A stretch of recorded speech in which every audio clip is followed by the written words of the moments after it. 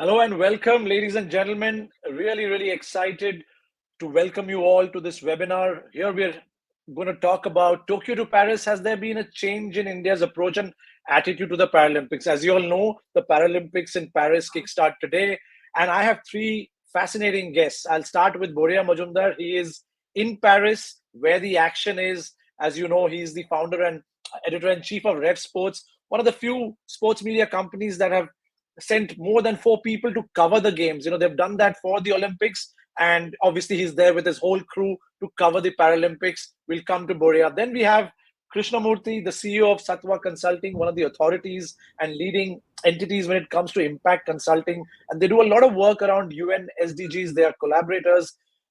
They work on a consulting fashion as an ecosystem player to help our corporates, help our nation when it comes to think about impact investments and work in the world of impact consulting. And last but not the least, we have Samita Rao, senior partner, Game Changer Law Advisors. This webinar is brought to you by Game Changer Law Advisors. So Samita, first and foremost, thank you very much for coming on board as partners and sponsors for this particular webinar, as well as the Game Changer series that we launched a couple of days ago, which has been met with great success. So a very warm welcome to everyone. Boria, I'm going to start with you since you are in Paris. The opening ceremony, is going to happen in the next 7 odd hours. Tell us what the mood is like. What are your expectations from India at the Paralympics? Firstly, my serious and sincere thank you to Amrut and Samhita and Game Changer Law Advisors, and to you, Pratik, for making this partnership, to Krishna and everyone else for making this webinar possible. My crusade has been for the last decade and more to support Paralympic sport. By the way, I apologize because there are all athletes all around me. I'm just opposite the Paralympic village, so pardon me for that. My crusade has been to support Paralympic sport, and for the first time, I see a serious groundswell of support, including this series that we are bringing together, Game Changer, this particular webinar. I see there is a serious groundswell of support. Now to answer Prantik's question. In London, we had one medal, 2012, and we had a few athletes. 2016, 4 medals in Rio, 19 athletes. Tokyo, 54 athletes, 19 medals, and the story is the Indian Paralympic Committee had made gold chains. They wanted to gift gold chains to the winners. So they had made 15 gold chains. 2 days before the games got over, they had to make 5 more gold chains because India won 19 medals. So that's how it was. This time round, 84 athletes, and just before we started, Satyanarayan Shiboga, the head coach of the Indian team, committed to us. And I interviewed Devendra Jhajaria, which you will see sometime on Rev Sports soon. Both of them have committed 25 plus medals, including 10 gold medals. Devendra said, we will be in the top 20 of nations in the Paralympics. Now, if that happens, that is real change. That is real transformation. Medals is one side of the story. The other side of the story is corporate support, public-private support, the political class coming forward, the media coming forward, and that's where I see real change. I see the process getting better. I see awareness getting better. I see the athletes getting more and more recognized. Sponsorship coming for them. Mainstream papers, I do a column for Economic Times every day, coming forward to support the Paralympic Games. So Prantik, in a nutshell, serious change has started. Yes, we still need to traverse a distance which is pretty far. Having said that, well begun is half done in Paris, and I'm pretty confident we will see India's best games by a distance. Fantastic. Krishna, I'm going to come to you. I mean, if that prediction comes true at Tokyo, it was, slightly more than 3x in terms of the medals won compared to the quote unquote normal Olympics. 25 would mean more than 4x. Your expectations, thoughts from the Paralympics? Are you going to watch? What are your thoughts? No, it's super exciting, Prantik. Firstly, great to be here and talking to all of you. Big thanks to all of you for this opportunity. I think this is very fascinating time for India in sports. I think we're definitely hitting the global stage in a big way. I overheard a conversation in a social gathering when there was some of those disappointments. We came fourth many times in the recent Olympics, And I overheard somebody saying, "Don't worry, Paralympics are wahan pe will make up," type of stuff, right? So I think the Wonderful. nation is also kind of now looking at this more seriously, because the last one, Boria said, was a fascinating one. I want to just zoom back and say India has 70 million person with disabilities, right? That's a big, large number. It's the size of countries out there. And the whole purple economy, which is the economy that drives around person with disability, if they became more mainstream, it adds 4% to the GDP of India. So we are talking about, this is an impact which is of a much larger scale. The empowerment of person with disability at this stage is actually leapfrogging India from many, many different dimensions. So while sports is the arrowhead that's leading, what follows behind is many, many things, across the board. So I'm very excited, both as an Indian watching sports, but also as an impact professional, where empowerment of this community and this group means a lot for India in many ways. Beautiful. And I'm going to touch on those. You have mentioned two, three very critical points. I'll come to you. Samita, your thoughts, any specific sports athletes? What are your expectations from the Para Games that start tonight? Firstly, I think thanks Pratik and Boria for putting this together. And I think Boria, it's wonderful to have you there. I think it's kind of infectious to feel the excitement from your end. Just as a side joke, I think my only expectation probably is let's not have a CAS hearing for any of the medals. Let them all be clear wins for us, and hopefully all as predicted by our head coach and what Boria just mentioned. But that apart, I think, what another anecdote that I'd like to share is yesterday my daughter came back from school. She's a 5-year-old in preschool. And it was heartening to note that her teachers told her about the Paralympics. So she came back full of excitement, saying, people on wheelchairs and even people who don't have hands can play badminton. And she wanted to see a video of, and we showed her the Game Changers video that Boria had shot on Palak. So I think the time is absolutely right, as Krishna and Boria have mentioned, and let's let the games begin. Fascinating. And I too pray that there is no CAS hearing involved for any nation for that matter. It's rather painful. But Krishna, That's true. I'm going to head to you. You brought out some very interesting points. And I'm going to start with something very basic, right? You guys do such amazing impact work. And, you guys sort of cater to so many of the UN Sustainable Development Goals. To a layman, just help explain which of those UN SDGs perhaps does sports lend itself well, can help solve. What is your take on sports and the importance on society and UN SDGs?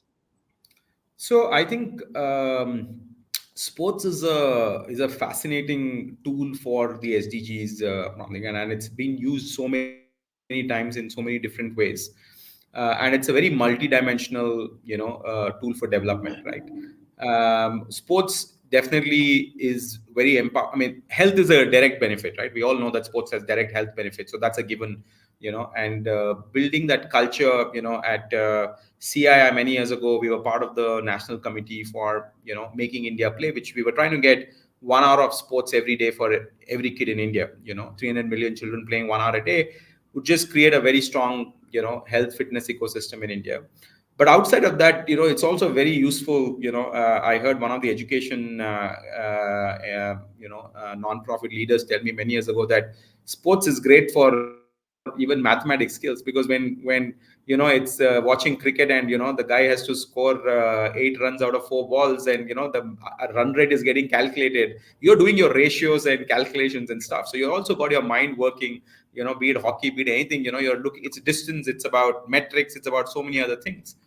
It's a lot about gender. I think what sports has done, especially the wrestling and other communities in India have done for gender empowerment in India, has been more than any other social program, than the athletes winning the medals. There's a lot more of that happening.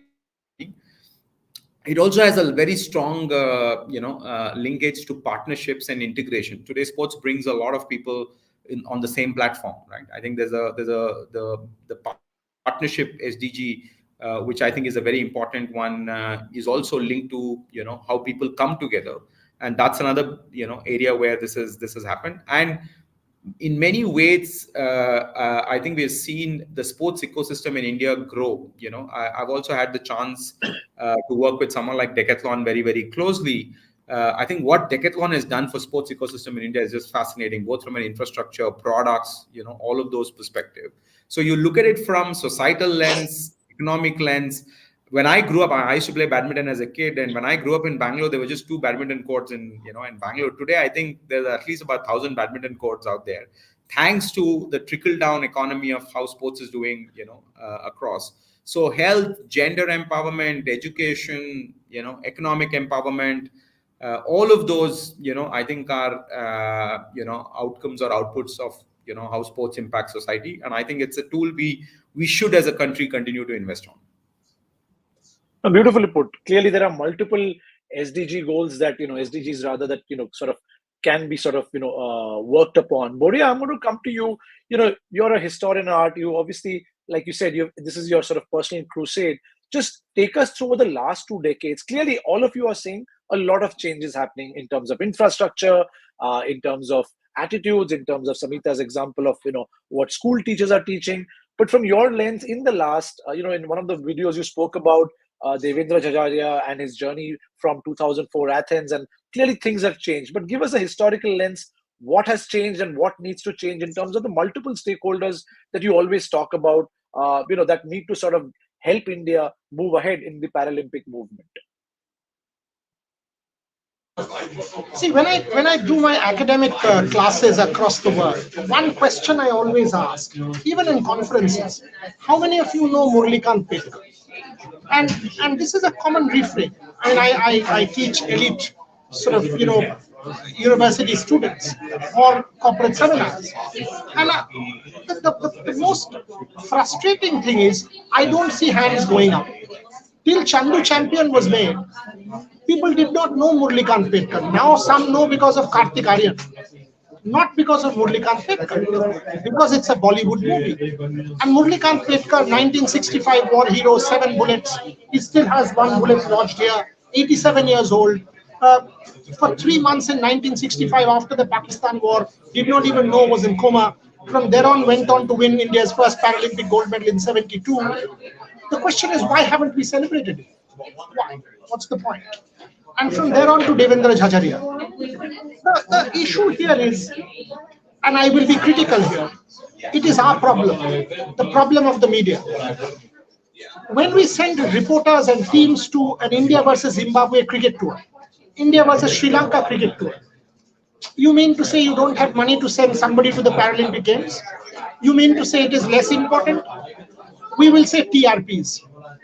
The moment, and I can tell you this, Rev Sports has a 5-member team in Paris. I think there's 1 television platform, I think NDTV, which has a reporter here.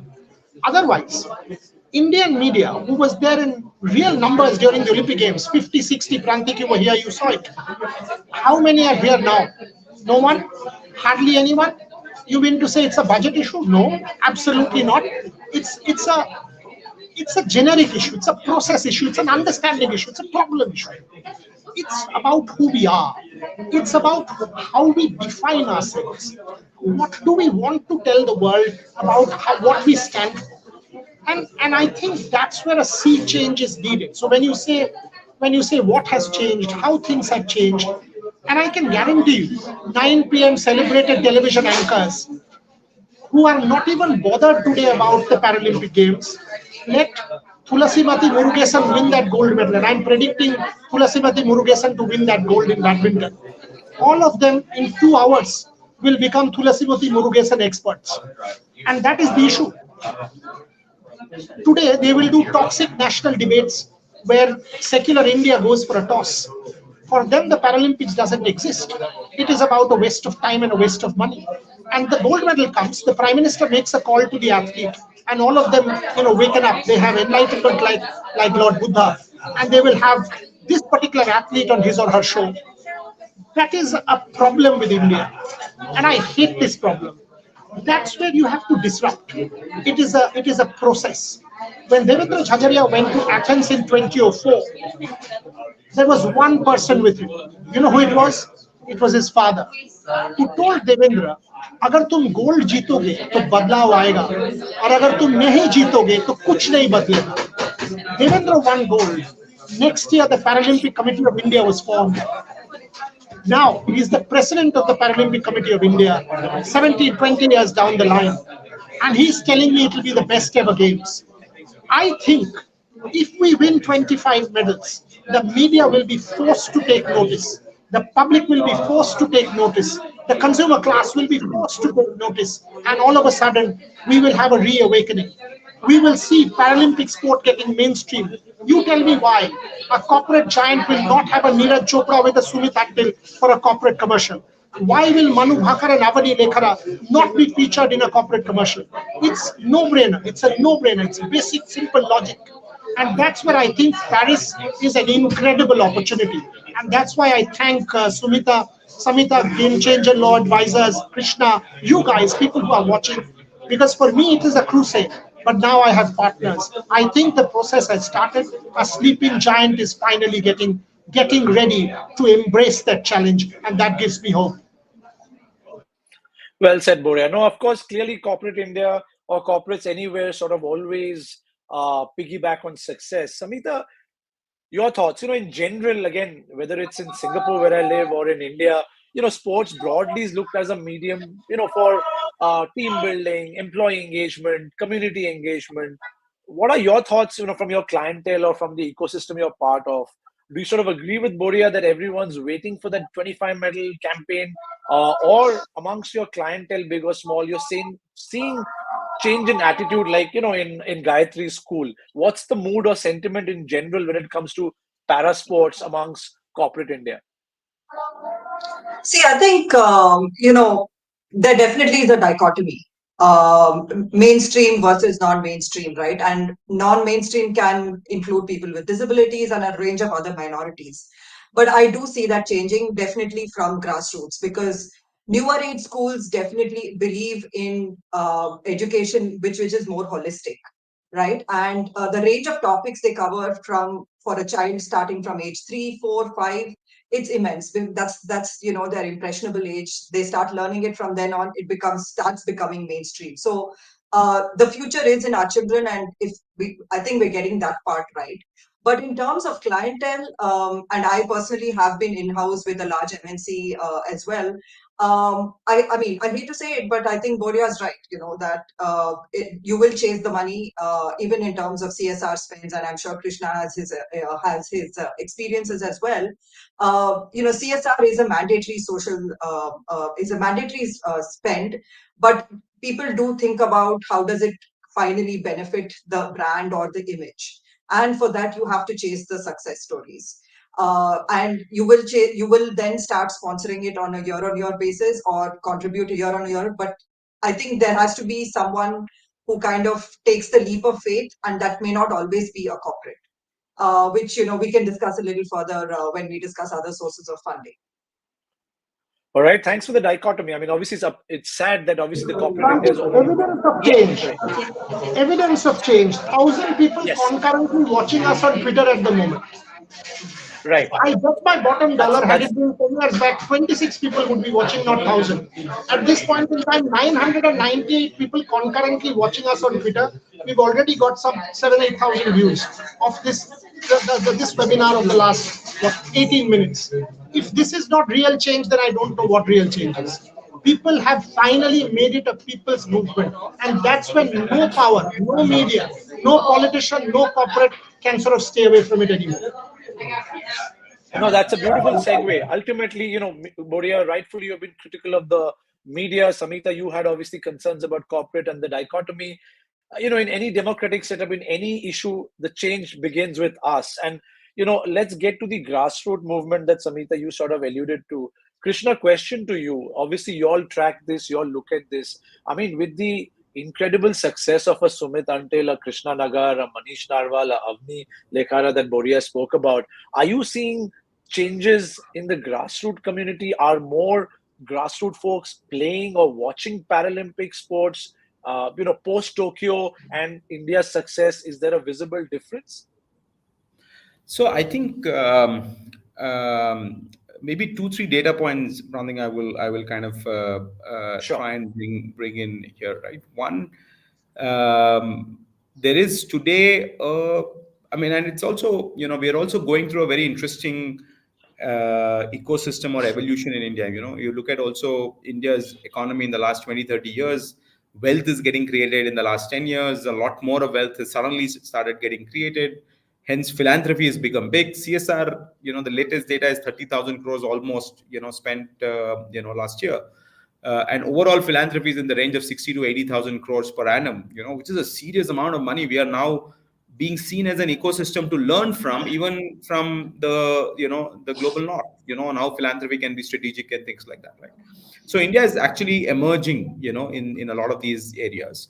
And hence today the access has become better for lots of folks. There are many organizations, of course, we know a lot of the folks, in the Go Sports or Enable India and many other places, who are Yeah. working very hard to make sure that persons with disability have access to a variety of things, right? It's access to sports, access to livelihood, access to living. Technologies just enable living, better mobility, and all of that stuff. In that whole big change, sports is also getting pushed. So I think I so agree with Boria that if we can create more heroes and role models out of this, we'll have more kids kind of aspiring to do this. And it's really the role of media and a lot of us to tell the stories and the commentary to this ecosystem, because we know that the aspirations exist. India is a country of phenomenal aspiration. When we go to the grassroots, it's so fascinating. You may see a kid without uniform shoes, but you'll never see a kid which is sad, who's sad in any of the grassroots communities, right? They have their eyes full of hope and aspiration.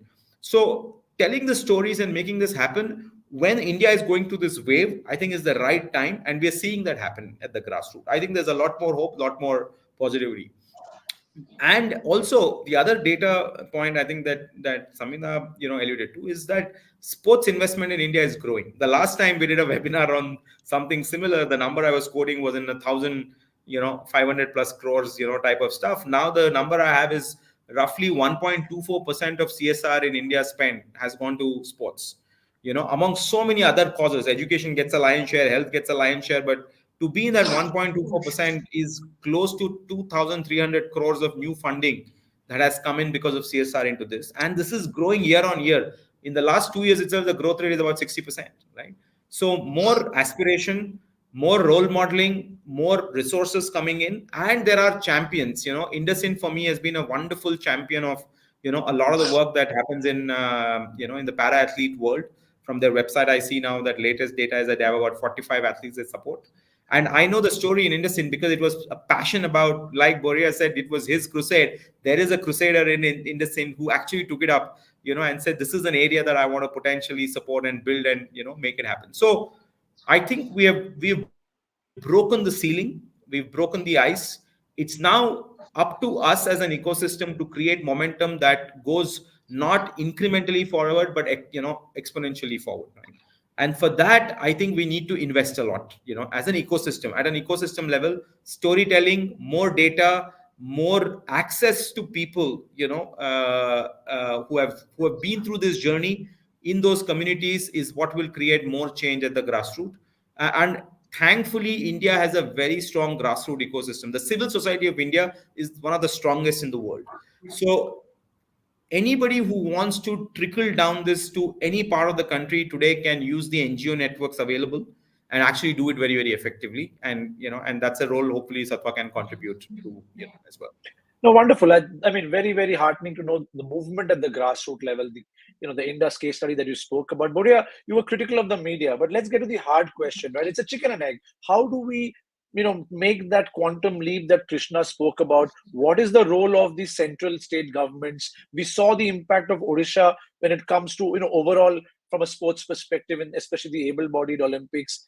Are there good examples or your thoughts on what can the government or should the government do? Or are some state governments like Maharashtra, Karnataka, are they investing? Any good case studies? And your thoughts on what does the government need to do to sort of channel and take this momentum forward to create those heroes, to kickstart the cycle so that media and the audience start watching and supporting Paralympics? If I understood you right, because there's quite a bit of noise here because of athletes in this cafe, you know, it can never be the government alone. It can never. So yes, the Odisha case study is being replicated in Assam. Even though Vishnu Sharma is trying to do the same. Some stuff is going on in some other states. Take Abhinav's initiative with OVEP, happening in Odisha, happening in Assam, happening in some other states. The government has now, after Rio, opened up Khelo India, the Khel Ratna for Paralympians. So it's become equal. The prize money is equal. Pramod Bhagat has got the same amount of prize money from the Odisha government as some other athletes, and it's huge money. It's, by the way, every Paralympic medalist today is a crorepati in India because you get 6 crores from the government of Odisha. You're talking about money that none of us earn. By the way, it's serious amount of money. Okay, so it is not about resources anymore. It is about how to best utilize these resources and how to get the grassroots developed. Any Paralympic medal winner in this Olympics will stand to win anywhere between 10 to 12 crore rupees in India. 10 to 12 crore. State government, national government, corporate India, number of public speaking engagements, television assignments, sponsorship, etc. However, this is the top 84. What about the next 840? And I keep saying this, that in our conclave, for example, just don't call the winners. Call the losers also in these games. Do you know why? Because they are the champions of tomorrow. They are the champions of tomorrow. How many of us remember an Arjun Babuta? Now, Arjun lost the bronze medal by one shot. Somebody here will lose that bronze medal by one shot. So when you celebrate a Manu, celebrate an Arjun. When you celebrate a Sumit, celebrate that 4th place winner. Because you celebrate process. You don't celebrate medals. The moment it is about medals, then you've lost the plot. You will win 25. How does 25 medals bring about sea change in a country of 1.3 billion?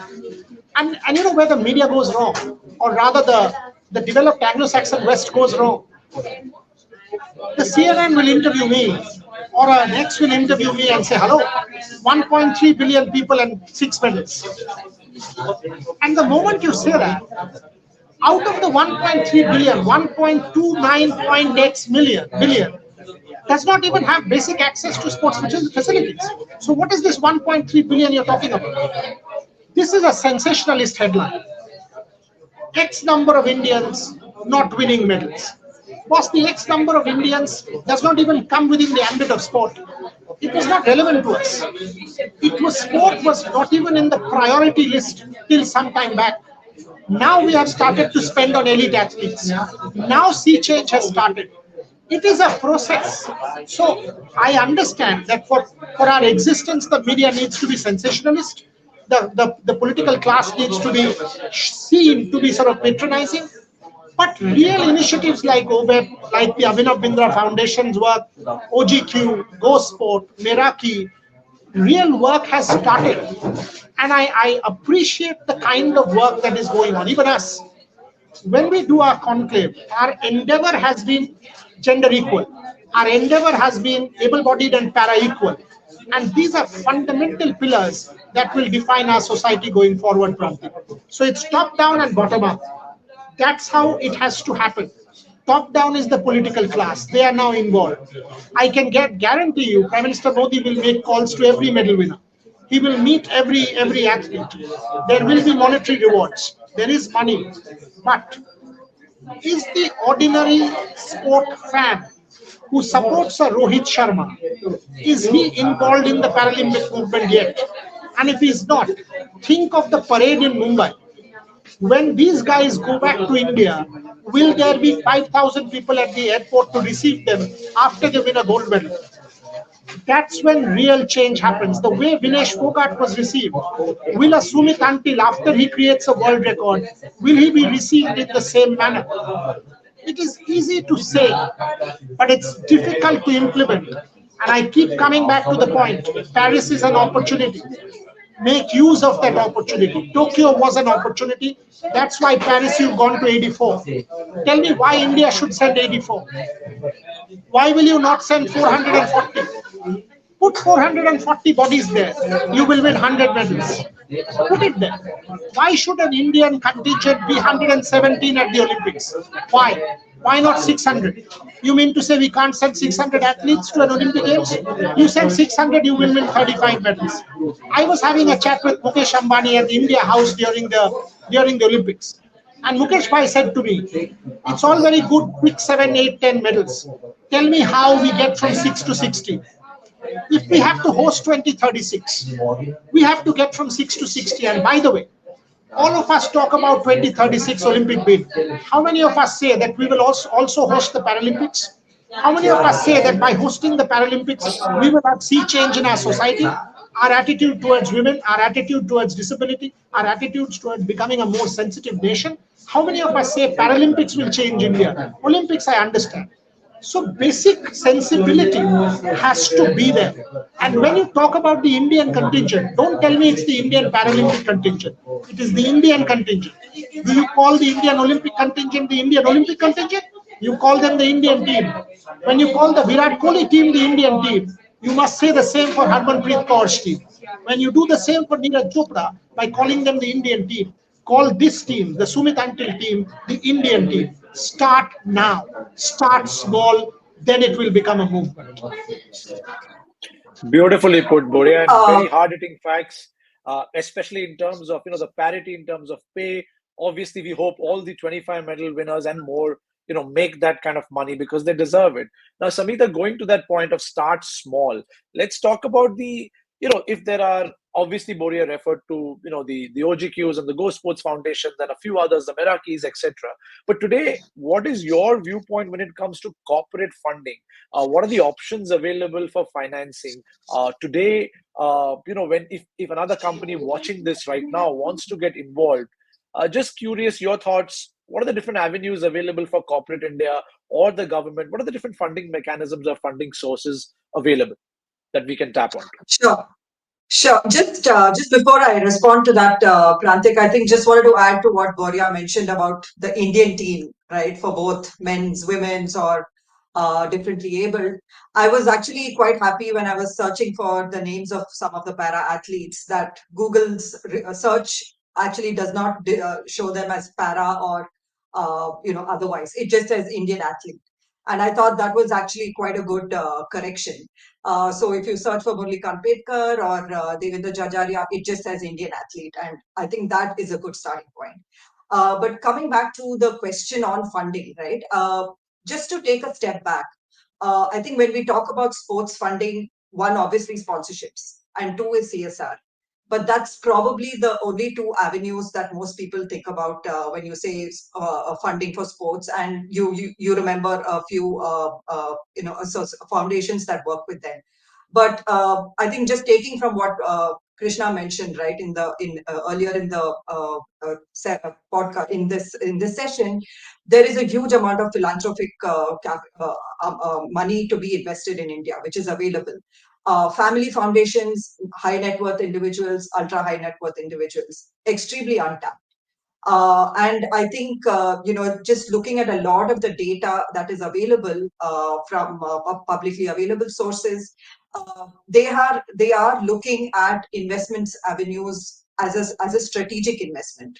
So I think sports also needs to present proposals which are not just pure grant making. Of course, there is a case to be made for pure grant making in certain cases, but I think we're ready to move to the next level, which is catalytic capital. And by that, I mean, if I give you 10 lakhs, I am not going to impact just 10 athletes. I want to impact at least 20 or 30.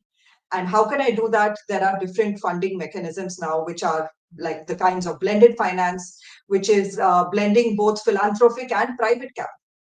I think the stage is quite right now to introduce private capital into sports, especially to develop grassroots sports. So one, of course, there is blended capital. Second is outcome-based financing. So if you talk about outcome-based financing, the first example that comes to mind are the likes of, your development impact bonds. The Educate Girls bond in India is very well known and renowned success story in that regard. Basically, it means that there is the funding happens only after certain outcomes are achieved, and these outcomes have to be measurable.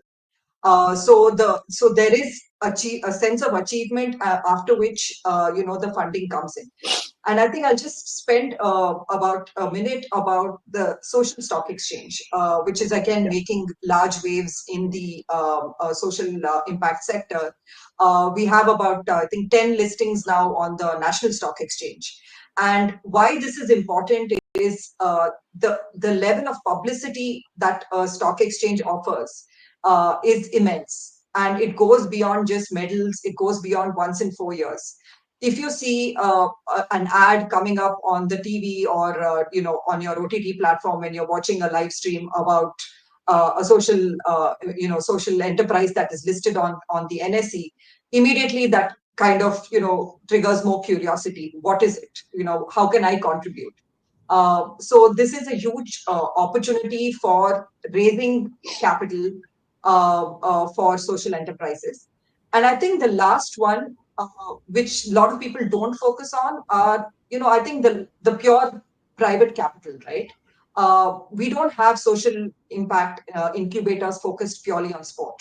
And there is a whole amount of startup, innovation that could happen for adaptive sports, adaptive technology, assisted mobility, and augmented reality, virtual reality training.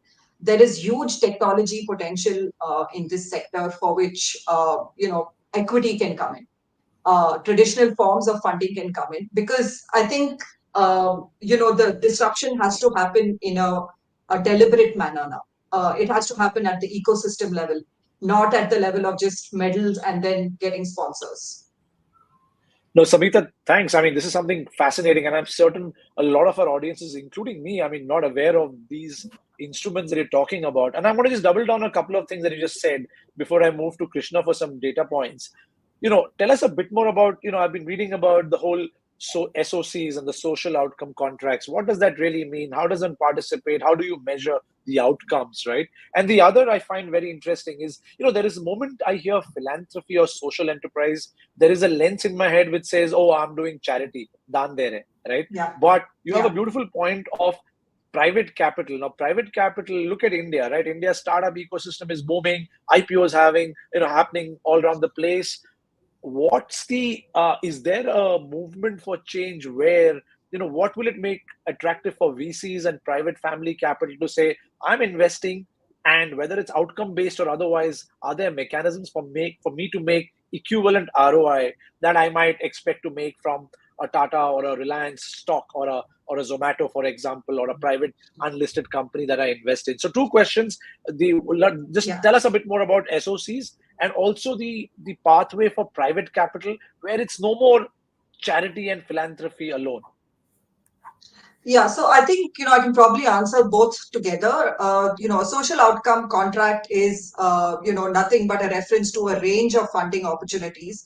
So if I were to take the spectrum with starting with pure philanthropy, which is cutting out a check and then forgetting about it, and at the other end is equity, pure equity funding, or the likes of your venture capitalist and private equity, which expect 20 market returns. This is the two ends of the spectrum. I think we're kind of moving even in the social enterprise segment to somewhere in the middle. And what I mean by that is philanthropists are being strategic but discounting market returns. So that is where a social outcome contract comes into play, which is that I don't expect a 20% return, but maybe I want a 5 or 6%. And I have philanthropic capital which can help me get there. So it's now a triangular funding arrangement where there is a entity that delivers outcomes that is initially funded probably by philanthropic capital, and and there is private capital which may come in, and that can even be debt. It can be concessionary loans. It can be in the form of even guarantees. But the point is, it is unlocking avenues of funding, which is immense beyond, the 10 crores to every medal winner. Because I think now it has to be ecosystem, right? So it has to be about infrastructure. The playground in my apartment, it may not be accessible today. How do I make that accessible? It has to start from the grassroots, right? Sporting facilities, stadiums, training centers. I was also interested. I was also, I came across this fact when I was, reading up for this session, that in December in the Rajya Sabha, the government has indicated that they're going to open 5 disability sports centers, one each in the different zones: north, south, west, east, and the center. I think Gwalior has already opened, but again, so clearly the blending of development capital, government capital, and private capital. I think that is where we really need. We are standing right now. And the likes of Krishna are, probably have inside information and are able to influence those kind of decisions. And yes, I'm going to come to Krishna now, but it's really good to know that there are avenues. It may not be 20%, but a 5-10% where there is an aspect to sort of, it's not about just the monetary returns. It's also probably the feeling that the corporates or individuals have that Yes. you're part of a growth story, right? I think that sentiment Yeah. is critical, as opposed to saying, okay, let me give my CSR money as a, I have to give it. So it's like a charitable act that I'm doing.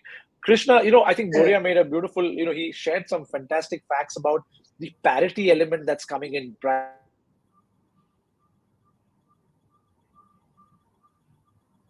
We may have lost Prantik for a Yeah, bit. I think we'll just give it a few seconds. I think Prantik's internet has Yes. sort of Yeah, Yeah. I'm back. gone off a bit. Yeah, So what Prantik's I'm back. saying, Yeah. Krishna, yeah, I think it's important to give credit where it's due. We tend to complain, but tell us, about companies or corporates in India that are actually contributing. Let's name them. Let's celebrate them. Tell us about state governments that are actually, funding sports, especially Paralympics. Just give us some insights on who are the companies and governments, state governments that are actually doing stuff, and what are they doing, and what can others learn from them?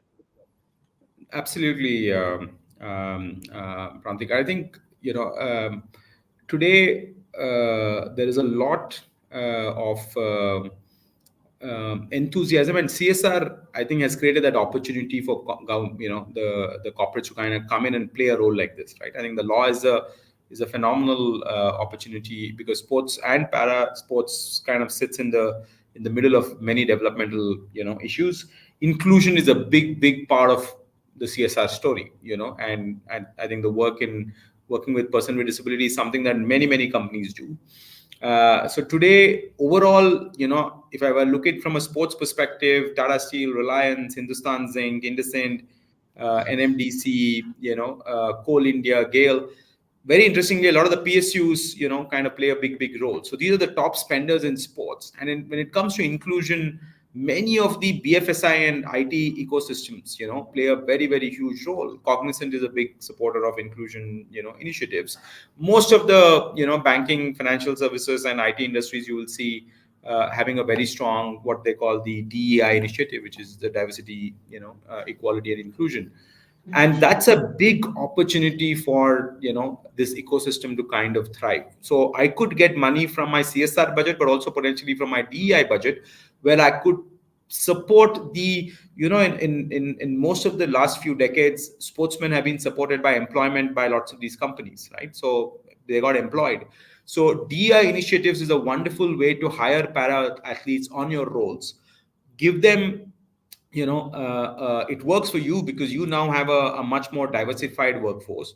It gives a regular income to a para athlete who's now preparing for an Olympics or any other kind of a tournament, and it provides an opportunity of funding for that that ecosystem. So beyond CSR, marketing, DEI budgets, and HR budgets are also an opportunity for us to think about. I want to just a little bit zoom in also on a couple of things that Samhita made, which is, I think, super important. Philanthropy is a spark that should get in some sense lit, and we kind of blow it up into a much larger fire. But that's not the end game. The end game is making this economically viable, right? going back to what I started with, 70 million person with disability in India impact 4% of GDP. So as more para athletes earn, the 12 crore money that you're talking about, let's say per para athlete, is getting spent on what? On products and solutions and services that are required for person with disability people. They'll need a wheelchair, they will need hearing aids, they will need tools, they'll need computer software which is easy for them to use, or whatever way you look at the inclusion ecosystem. Now people, that's the startup ecosystem that will have to start innovating. The moment you start innovating, you can also sell to other parts of the ecosystem, right? So the more money comes in the hands of person with disability, in this case para athletes, the more startup ecosystems will, entrepreneurs and innovators will come. There are now very good incubators that are only focused on tools and solutions for this ecosystem, which means this becomes economically viable. And India's private philanthropy, to the point of family philanthropy or ultra HNI money, is just unfortunately, India's rich give much less than India's middle class, by the way. India's middle class gives 36,000 crores to 40,000 crores per year. India's rich give much lesser, CSR, sounds like India's tax base. The middle class right. So we need to unlock the personal money coming from Indian was directed at Prantik. Krishna was being politically correct. so that needs to change. So we are actually now trying to map out the same kind of data on private philanthropy and seeing how to unlock it. The challenge also is private philanthropy is today not getting the right kind of products. We also need to create the right investment opportunities. Otherwise, everybody is going to them and saying wahi temple, wahi school, wahi textbook. They're saying, okay, 50 lakh le lo, But if you go say put a mission, like the way Boria mentioned, and saying, here's a mission, I want you to come on board, I think you'll unlock more money from private philanthropy. And we need those products reaching them, and we're now building a lot more data at Satva to go there. So we need to celebrate the IndusInd Banks of the world, the Reliances of the world, the Tata Steels of the world, the Coal Indias of the world, and all the governments. At the same time, we need to make sure that this is a mainstream conversation. Inclusion in corporates is a very good story to bring employment to para athletes. All the 8,000 people, 840 people that Boria talked about, who should be the next levels, should all be employed by these companies who are looking to support para athletes, because that provides an opportunity of livelihood when they can focus on that, which is how lots of the sporting ecosystem got. And it's a great HR tool for them to now go tell the world that they are diversified workforce. So it's a win-win for for many people, and then eventually move to a market-based model for the solutions that this ecosystem needs. Yeah, Prantik, if I can just add to what Krishna said, to just close the loop, right? Because I have to again take the bus from here to the main press center. Samita, I'll come to you. Boria, two questions for you. Go ahead. I love the point about employment. In cricket, we have seen Air India, India Cement, etc. employed. Are you sort of seeing change from the contingent or the larger population being employed by corporate India? That's one question. And the second one, if you have time, is you see Azerbaijan, Cuba, countries which are not developed nations, they're doing very well. From your, you travel the world, you're with these Olympic villages. What are some of those countries doing that India can learn from? I don't think it was ever a question of money. I mean, it is not about money. If you see Jamaica and the number of Olympic medals that Jamaica has won, when was it about money? And it is about an approach. It is about attitude. It is about how you look at it. You tell me. I mean, we have progressed so much in other spheres. Was it all due to money? No. I mean, we have been able to travel that distance, but we've actually achieved that. So when I see, I think it's a mindset. Why did this webinar not happen 12 years back? The mindset wasn't there. It wasn't there. Why did we not spend? I mean, look, I've been covering Olympic Games since 2008. Why is it that I did not think 5 people need to come to a Paralympic Games to make a real change in the country? Why? It was mindset. It was not there. We did not think it was relevant to us. We thought, fair enough, cricket. Now when we do Olympics, when we do Paralympics, we know, look, we can actually do something that I think is a real legacy for us. It's real, genuine impact, as Krishna was trying to say. I think Indian philanthropists, I think Indian corporate class, HNIs, you can unlock wealth from them. You will. The moment they realize that by sort of promoting Paralympic, and boss, it takes very little money. To support Paralympic sport takes very little money. Sumit Until needs a 7 lakh rupees for a prosthetic leg. 7 lakhs, that's it. You're not talking about money that will change a country. No. You're talking about the very basic tip of the iceberg. If you are able to invest that kind of money, you will see sea change. You're not talking about like hundreds of crores to be invested. I'm not saying that. Take the Manasi Joshi story. What does Manasi Joshi say? And it's very critical. That yaar, hame sympathy mat do. Empathize karo. Sympathy mat do. Paisa do. When you're telling me, na, my story is a great story. So then pay me. Pay me for my story. Back me. Why are you only sympathizing with me and say, "Arey, kitna acha story hai." Kyun bhai? Will you do the same with the Rohit Sharma? Will you do the same with the Virat Kohli? You won't. But you will do the same with the Manasi Joshi because you know you can get away. And that is a mindset issue. It is not simply about resources. In fact, we were just walking down if you go out from this particular place where I'm sitting and take a walk to the village, you will see all these games village houses of these countries. I honestly tell you, relatively smaller countries have more number of athletes than India. Why? Why? And I could see flags. The whole team, we were seeing flags, we were photographing. I understand China, Japan, but there were relatively smaller countries with sort of flags going down from top to bottom, and you could see and sense, okay, 10 floors. 10 floors means X number of athletes. Why is India sending 84? Why 84? You mean to say your para athletes can't qualify? Nonsense. Absolute nonsense. You tell me, why is it that you had to cajole television broadcasters to really give that space to the Paralympic athletes? Yesterday, I did a piece for Red Sports. I searched 12 Indian papers. 12. During the Olympics, the whole front page of sport was Olympics. Yesterday, I thought 2 or 3 articles were there in all the 12. Now, do you need money for this? You don't. Now, I'll tell you something. One leading journalist told me, अगर Paralympic Committee of India sponsor करेगा तो जाएंगे, नहीं तो नहीं जाएंगे. क्यों भाई? Olympics में तुमको किसने sponsor किया कि तुम आ गए? तुम खुद आए थे ना? And then there has to be sensitivity. We ask questions like jerks. I'll tell you one question that was asked of Lakshya Sen. Lakshya Sen has just lost his semi-final against Victor Axelsen, and somebody asks him, "What did Axelsen do better than you?" And he looked at me. He was zapped. He looked at me and we started laughing. He said, "Played better badminton."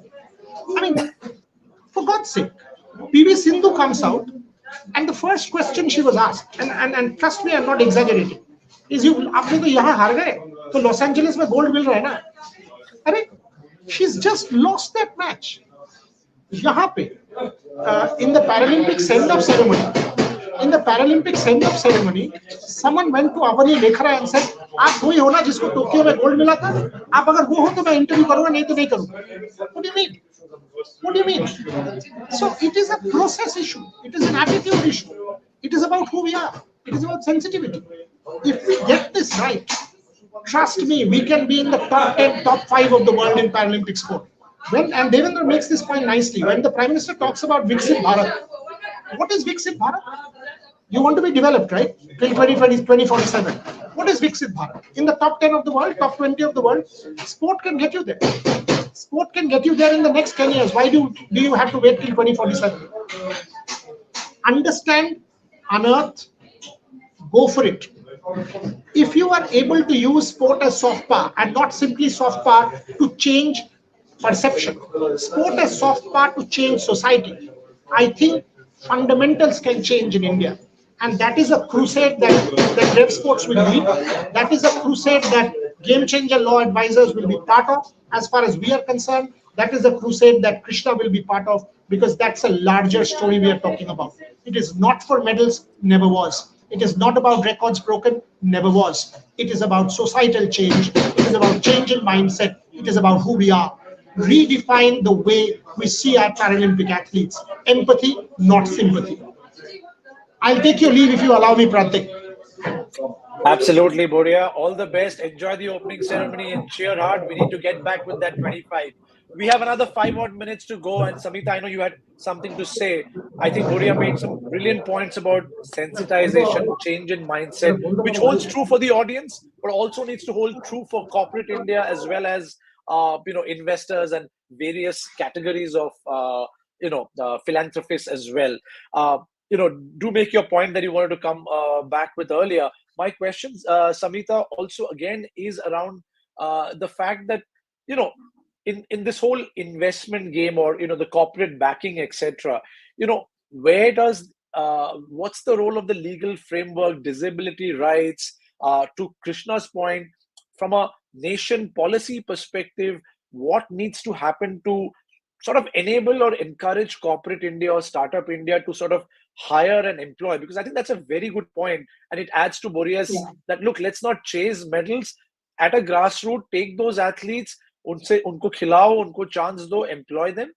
From a policy framework, legal disability framework, any interesting thoughts, whether from India, elsewhere, that India needs to do more?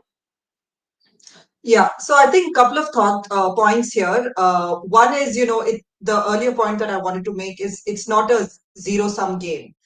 Because you have to invest in sport, you're not taking money from somewhere else. You're not removing money from, say, your other thematic areas of gender equality, inclusiveness, or diversity, or health, or livelihoods. This is it. Investing in sports is furthering all of those thematic areas. So I think that again comes back to mindset, right? And for that, that's where Satwa and Krishna's team comes in of data. The more and more we talk to people in the ecosystem, especially those advising family offices and family foundations, they are looking at data. It is outcome, it is also return. So there is only data that can convince them to make those investments. And it is in furtherance of the larger themes that everybody is concerned about. On the second piece, on the legal framework, I think it is there. The Right of Persons with Disabilities Act already has an entire section talking about sports, about making sports accessible at all levels, including grassroots. That it's just about the political will and the civil society will to come together to make that happen.